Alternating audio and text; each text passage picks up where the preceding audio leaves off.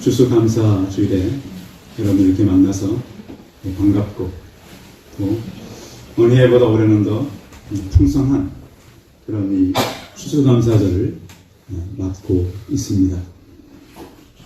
하여튼 우리 입술에 늘 추수 때문에 감사도 해야 되겠지만 여러분 주변에 여러분의 뜻대로 되지 않았거나 여러분의 어떤 계획이 좀 다르게 갔다 할지라도 그것에 대해서도 감사하시기 바랍니다. 좀 오래된 얘기지만 동독과 소독이 통일되기 전의 이야기입니다. 어느 날 동독에 사는 사람들이 쓰레기를 트럭에 싣고 와서 소독 땅에 버리고 갔습니다.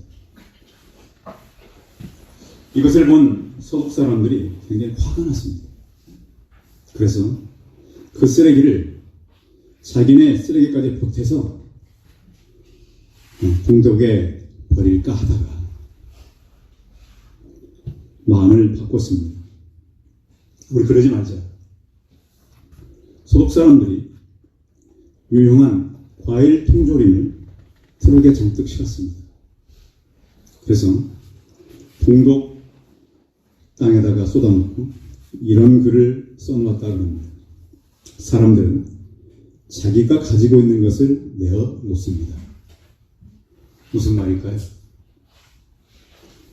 당신들은 쓰레기를 우리에게 부었지만 우리는 유용한 것을 당신들에게 갖다 놓습니다.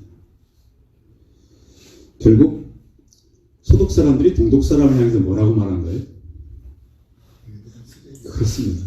당신들은 사고가 그렇습니다. 이것을 실제로 유용한 것을 갖다 줌으로써 얘기한 것입니다. 사람들은 이 마음 속에 있는 것이 나타나게 되어 있습니다. 말을 해도 그렇고 삶을 살아도 그런 것이죠. 만약에 삶이 감사하다고 느낀다면 우리 말은 감사의 말이 많이 있을 것입니다.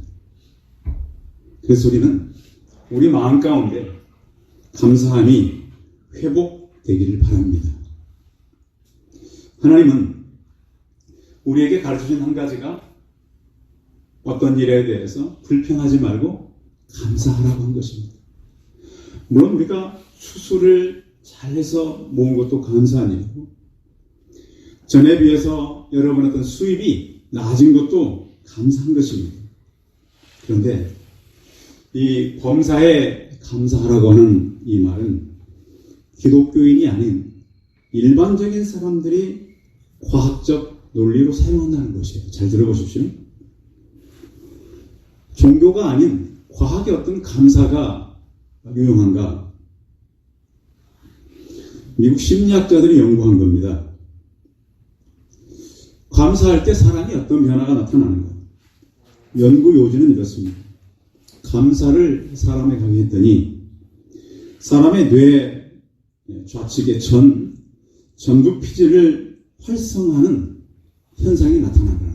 그 스트레스가 쌓인 사람을 데려다가 감사를 하게 만들었더니 입술로 어떤 현상이 나타나냐면 재설정된다라고 하는 효과가 나타난다는 거예요.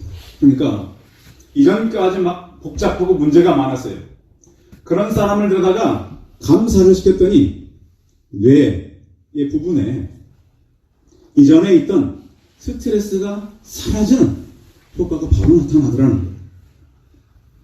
그래서 우리도 한번 해볼까요? 옆자리 있는 분에게 제 옆에 계셔서 감사합니다. 앞뒤로.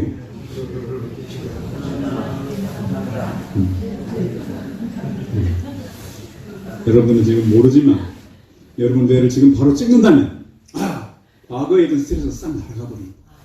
과학적인 실험이라니까요. 그래서 미국의 마이애미대 심리학 교수가 이런 말을 했습니다. 잠깐 멈추어서 우리에게 주어진 감사함을 생각하는 그 순간 당신의 감정 시스템은 이미 두려움에서 탈출해서 굉장히 좋은 상태로 변한다 그랬습니다. 그러니까 하나님께서 범사에 감사하라고 하는 이유가 있었겠지요. 그래서 하나님께서는 이 엄청난 이 감사의 효능을 우리에게 주신 거예요. 근데 우리가 이제 추수감사절을 지키는 것은 구약시대에 하나님께서 이 곡식을 거두면 수장절을 지키라 그랬습니다. 내가 하나님께로부터 받은 구약시대는 농사하던 때니까 곡식을 가지고 하나님께 드리고, 그럼 목사님의 한국교회는 11월 셋째 주에 보냅니까? 한국교회가 11월 셋째 주에 추수감사주의를 보내는 것은 영국의 청교도들이 미국으로 건너갔을 때 그들의 추수감사주의 11월 셋째 주, 꼭 정확한 건 아니지만 그때쯤에서 들어졌다는 것이죠. 청교도들이 왜 추수감사주의를 지켰냐면 출발할 때는 102명이 출발했는데 미국 땅에 도착을 하고 겨울이 지나고 봄이 됐을 때는 50여 명밖에 남지 않았어요. 그게 감사한 일인가요? 생각해 보세요. 종교의 자유를 찾아서 2달 동안 바다를 항해해 왔는데 그 땅에 왔으면 하나님이 돌보셔야 될 텐데 그러지를 못했어요. 그런데 그 50여 명이 남아서 추수감사주의를 하나님께 보내요. 이 추수감사는 굉장히 상실된 감사였습니다. 가족이 다 해체되고 잃어버린 이런 절망의 감사였지. 그러나 그 사람들이 250년 후에는 이 대한민국의 선교사들을 보냈습니다. 그들이 그렇게 시작한 300년 후에는 우리나라 전쟁이 났을 때 수만 명의 젊은이들이 이곳에 와서 다 죽었습니다. 여러분, 우리가요, 지금으로부터 250년, 300년 후에 그런 나라가 될 수 있을까요? 기독교가 이제 100년도 안 돼서 우리는 너무도 많은 가짜 신앙자들이 많아져 버렸어요. 성도 여러분, 여러분들의 하나님을 향한 감사가 진짜 하나님의 자녀가 된 그런 감사가 되길 바랍니다. 오늘 사도 바울의 감사는 어떤 물질에 대한 감사가 아니에요. 한 번 더 생각해보면 깊이 묵상해야 되는 그런 감사입니다. 왜냐하면 바울은 지금 무엇을 얻어서 무엇이 생겨서가 감사가 아니라 자기 자신을 하나님 앞에 내어놓고 하나님이 나를 이렇게 하셨구나 라는 깊은 묵상 속에서 나오는 감사입니다. 바울은 무엇보다 본인이 가진 사도직을 감사히 여겼습니다. 교회 오면 교회에서도 주일학교 아이들 외에는 직분들이 하나씩은 다 있습니다. 교사나 집사님들이나 또 교회 안에 여러 가지 직분을 따라서 권사님들 또 장로님들이 계십니다. 그런데 이 교회에서 우리에게 준 이 직분은 하늘로부터 받은 천직입니다. 그래서 이것을 우리는 귀히 여기고 살아야 된다는 것이죠. 어떤 조건이 아닌 하나님께서 내게 주신 감사함으로 우리는 이를 감당해야 되는 것입니다. 일반적으로 성공하는 사람들도 성공하는 이유를 살펴보면 그 맡겨진 일에 대해서 즐겁게 한다는 거예요. 이 시대, 지금 이 지구 위에 가장 세계 갑부한 사람이 그런 말을 했습니다. 살아있는 갑부입니다. 그 사람은 나는 세상에 가장 신나는 직업을 가지고 있습니다. 자기 직업에 대해서. 매일 일하려는 것이 즐겁고 감사할 뿐입니다. 왜냐하면 나의 일터에는 항상 새로운 도전과 기회와 배울 것들이 나를 기다리고 있기 때문입니다. 우리는 내게 맡겨진 것에 대해서 감사하지 못할 때가 참 많아요. 최근에 제가 좀 어려움 가운데서 이제 한국에 이렇게 인천공항을 통해서 들어오던 분이 깜짝 놀란 것 하나는 대한민국 땅에 오니까 북한 사람이죠. 전부 당간부 같은 사람들이 총수하고 있다는 거예요. 북한에서 이렇게 살찐 사람이 없는데 총수하는 분들도 다 그렇게 잘 드셔서 자기들은 저런 사람들이 저런 일을 하나? 그렇다는 거예요. 알고 보니까 대한민국은 정말로 괜찮습니다. 한국에 오자마자 어느 시설에 들어가서 교육을 받는다. 매일 생일잔치 이상으로 밥을 차려 들어간 거예요. 수십 년 동안 이 밥에 고깃국 나라의 슬로건인데 이 나라에 왔더니 그렇게 잘 살더라고요. 우리는 어떻게 보면 굉장한 물질적인 부를 이룬 나라입니다. 그런데 우리가 정작 마땅히 감사해야 될 하나님에 대해서는 소리할 때가 참 많습니다. 성도 여러분, 우리에게 맡겨진 일을 하나님께 감사할 때 그 외의 것들은 부수적으로 따라오는 것입니다. 오늘 소설가는 그런 얘기를 했는데 일이 즐거우면 인생은 낙원이지만 일이 의무가 되면 인생은 지옥이다 그랬습니다. 여러분 직장도 여러분 그렇습니다. 여러분 직장에서도요. 내가 진짜 먹고 살려고 직장 나가지. 그렇게 하면 참 힘듭니다. 그러나 이 일을 하나님께서 내게 주셨다. 그러면 달라지는 거죠. 생각이 달라지고 이 일을 대하는 태도가 달라지는 거예요. 바울은 그래서 자기가 하는 일에서 일에도 이렇게 생각했다는 거예요. 오늘 본문 12절 한번 같이 읽어봅니다. 본문 12절 시작. 나를 임하게 하신 그리스도 예수 우리 주께 내가 감사하나 나를 충성되이 여겨 내게 직분을 맡기시니 나를 어떻게 여겼다고요? 예, 충성되이 여겼다. 나를 하나님께서 충성스럽지 않은데 충성스럽게 여겼다는 거예요. 그 직분에 대해서 감사하며 살아가는 거예요. 그래서 우리는 어떤 일을 맡을 때 그 일이 크냐 적냐, 뭐 귀하냐 귀하지 않냐 이게 중요한 것이 아니고 중요한 그 일을 하는 태도가 중요한 거예요. 어떤 마음을 가지고 그 일을 하는가. 그래서 성실하게 그 일을 하다 보면 재주가 많은 사람보다 낫다는 거예요. 바울은 자기 자신의 부족함을 알았어요. 그래서 고린도전서 4장 1, 2절에 보면 사람이 마땅히 그리스도의 일꾼으로 하나님의 비밀을 맡은 자로 여길지어다. 그리고 맡은 자들의 구할 것은 충성이라고 말했어요. 예수님께서 달란트 비유를 통해서 5달란트와 2달란트와 1달란트를 맡긴 일을 우리에게 말씀한 적이 있습니다. 5달란트와 2달란트 받은 사람들은 바로 가서 일을 했어요. 왜? 그 일을 하나님께서 맡겼다는 확신 때문에 그런 것입니다. 그때 주님께서는 잘하였도다 착하고 충성된 종 내가 적은 일에 충성하였으면 내가 많은 것을 내게 맡기니 내 주인의 즐거움에 참여할지어다 이렇게 칭찬하셨습니다. 충성이라는 말을 한문으로 풀어보면 그 말은 말씀을 마음 중심에 두고 그 말씀을 성취하는 뜻을 가졌다고 볼 수도 있어요. 그래서 충성된 사람들은 적은 것에 최선을 다하는 그 중요성을 깨닫고 살아가는 거죠. 충성된 일꾼은 조심을 잃지 않아요. 그리고 일을 할 때 하나님께서 나를 돕는다는 확신을 갖고 있어요. 여러분 그 아이들이 밖에 이렇게 놀고 있으면 부모님이 때가 되면 뭐라고 부르죠? 네, 밥 먹으라고. 그럼 부모님이 밥 먹으라 그럴 때는 밥을 하는 중에 불러요? 밥을 이제 막 시작하면서 불러요? 다 해놓고 불러요? 예? 언제 부르던가요? 여러분 부모님 안 부르시던가요? 되게 애들 요즘 애들은 깨워서 또 바로 밥을 먹는 애들 또 많아요. 보니까 좀 특이해요.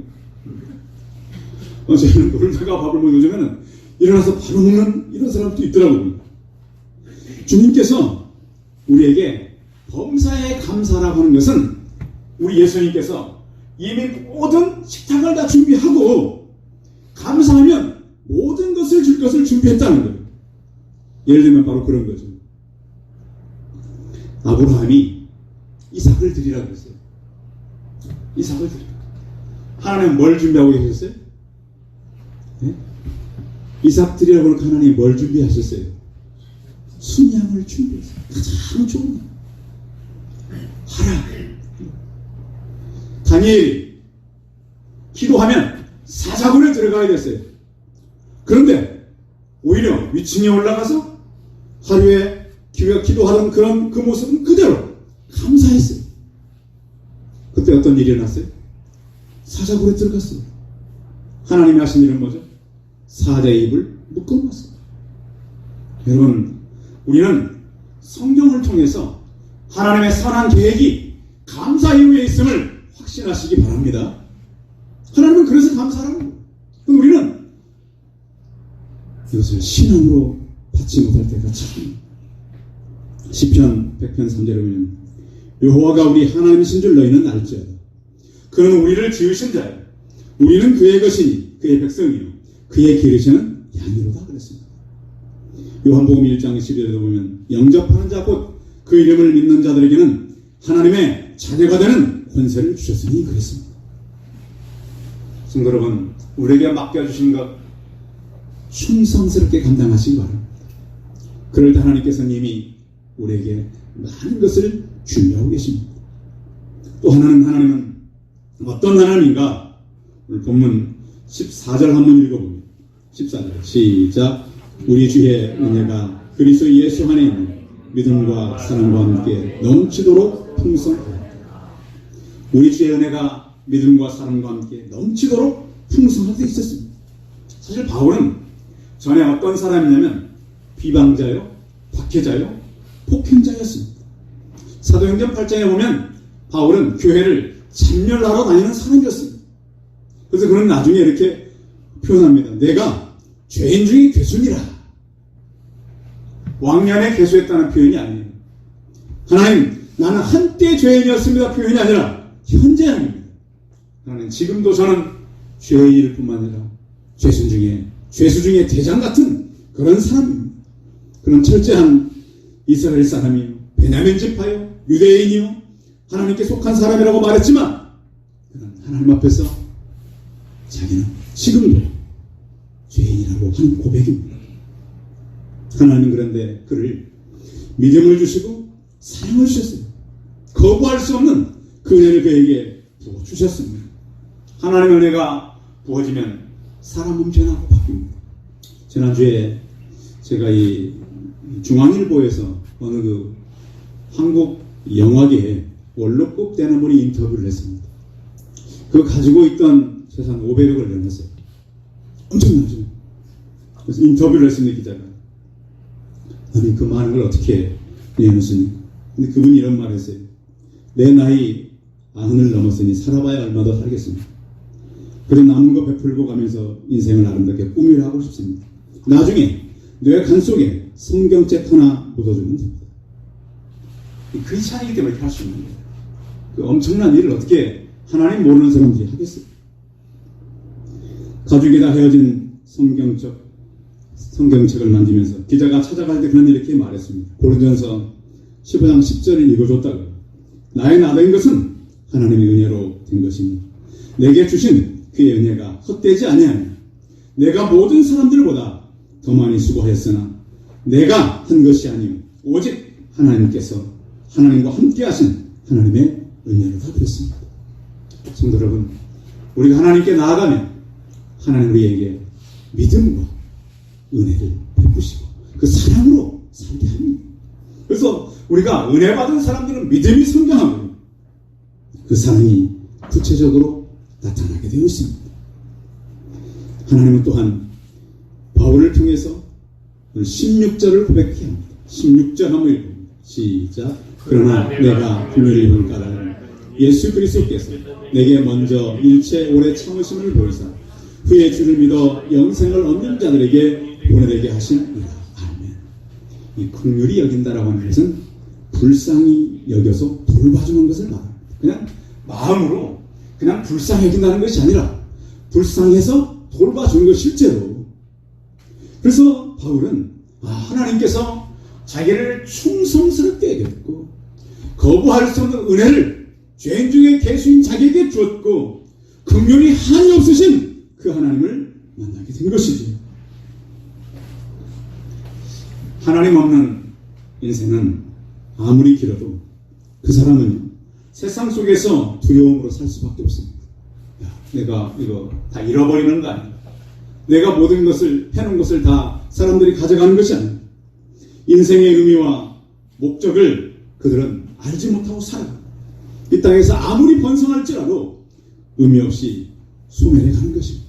그래서 우리는 느낌을 가지고 사는 것이 아니라 어떤 우리의 상황을 보고 사는 것이 아니라 오직 믿음을 선택하며 사시기 바랍니다. 여러분, 오늘 추수감사주일인데요. 우리는 자꾸 조건에 감사하려고 그러지 않으세요? 이런 조건 때문에 하나님 감사합니다. 그런데 지금 바울은요, 조건에 감사가 아니에요. 예수 잘 믿고 실컷 매매 병들고 굶주리고 최종적으로 그거 하게 된 것은 감옥이에요. 그래서 우리가 알고 있는 감사와 바울이 알고 있는 감사는 너무 다르다는 거예요. 제가 볼 때 우리 대한민국 교회의 이 감사는 그냥 보이는 감사예요. 그런데 하나님께서 우리에게 원하는 감사는 조건의 감사가 아니라는 거예요. 느낌의 감사가 아니라는 거예요. 그 감사는 믿음을 선택하고 내가 하나님 때문에 감사해야지, 이것이 진정한 감사라고 하는 거예요. 그러면 이제 11월 중반이 됐는데 한 해를 돌아보면서 하나님 내게 해준 게 뭐가 있나요? 여러분 계획대로 안 되었어도 감사하시기 바랍니다. 내 뜻대로 이루어지지 않았어도 감사하시기 바랍니다. 그리고 하나님, 내가 이제는 내 느낌과 내 조건과 상황이 아니라 바울처럼 나를 불쌍히 여기고 긍휼히 계신 그 하나님을 알게 하여 주옵소서. 추수감사할 때면 하박국의 얘기를 많이 합니다. 여호와여, 내가 주께 대한 소문을 듣고 놀랐나이다. 여호와여, 주는 주의 일을 이 수년 내에 부응하게 하옵소서. 진노 중에라도 긍휼을 잊지 마옵소서. 하박국 선지자는 전쟁이 온다는 소식을 들었어요. 두렵고 떨림이 아니라 하나님, 짧은 시간, 수년 내에 붕괴 하옵소서. 지금 전쟁이 일어나는데 언제 나라가 붕괴 되겠습니까? 전쟁을 일으킬 하나님은 붕괴하게 하실 하나님을 믿게 되는 것입니다. 성도들 여러분, 혹시 하나님이 진노를 받고 있다고 생각하세요? 진노 속에 하나님의 긍휼이 있습니다. 예수님의 사역을 보면요, 예수님 당시의 사람들이 왜 저 사람은 저렇게 힘든 사람, 어려운 사람, 죄인들, 그런 사람들을 돌아보고 너무 편애할 정도로 예수님은 그분들을 찾아갔거든요. 왜 저렇게 가서 우리가 죄인이라고 낙인 찍은 사람들, 우리가 미워하는 사람들만 만나고 다니는가? 왜 그렇겠어요? 그들이 불쌍해서 그런 거예요. 예수님은 다른 종교자들하고 달랐어요. 로마서 9장 14절에 보면, 그런데 우리가 무슨 말 하리요? 하나님께 불의가 있느냐? 그럴 수 없느냐? 모세에게 이르시되 내가 긍휼히 여길 자를 긍휼히 여기고 불쌍히 여길 자를 불쌍히 여기리라 하셨으니, 그런즉 원하는 자로 말미암도 아니요 다른 박질을 하는 자도 말미암도 아니요 오직 긍휼히 여기시는 하나님으로 말미암음이니라. 아멘. 그래서 하나님께서 우리를 불쌍히 여기는 것, 긍휼히 여기는 것에 대해서 바울은 감사하고 있습니다. 그래서 마지막엔 그는 이렇게 말합니다. 17절 읽어봅니다. 17절 시작. 영원하신 왕 곧 썩지 아니하고 보이지 아니하고 홀로 하나이신 하나님께 존귀와 영광이 영원무궁토록 있을지어다. 아멘. 썩지 않는 것, 보이지 않는 것, 홀로 하나이신 하나님께 존귀와 영광이 영원무궁토록 있을지어다. 이렇게 바울은 선포하고 있습니다. 성도 여러분, 우리의 감사는요, 영원한 감사가 되시기 바랍니다. 썩지 않고 보이지 않는 것에 대한 감사가 있기를 바랍니다. 우리가 보이는 것에서 감사했다면 이제는 보이지 않는 것에 감사하는 신앙으로 바꿔지기 바랍니다. 무엇이 이루어져서 감사했다면 앞으로는 이루어지지 않아도 감사함으로 그 이후에 이루실 하나님의 은혜를 바라보시기 바랍니다. 기도하겠습니다. 전능하신 하나님, 우리의 믿음은 우리 눈에 보이는 것, 우리 조건에 맞는 것, 내 상황 때문에 감사할 때가 많았습니다. 근데 바울은 제 깊은 신앙 가운데 나를 충성되게 여겼고 나에게 은혜를 풍성히 내렸고 긍휼히 여기심에 대한 감사가 있었습니다. 하나님 아버지, 이 깊은 감사를 느꼈던 청교도의 후손들이 이 나라가 가장 어두울 때, 손들을 보내서 이 나라를 살렸습니다. 하나님, 과연 우리가 앞으로 2, 300년 후에 이런 믿음의 자녀들을 키워낼 수 있을지, 우리가 다시 믿음으로 선택하는 사람들이 되게 하여 주옵시고, 이 영원하신 하나님, 바울이 만났던 그 하나님을 우리도 만나서 그 하나님을 영원토록 찬송하는 우리가 되게 하시고, 하나님께서 우리 주실 그 하나님의 새로운 것들을 바라보며 감사하는, 오직 믿음으로 감사하는 우리가 되게 하여 주옵소서.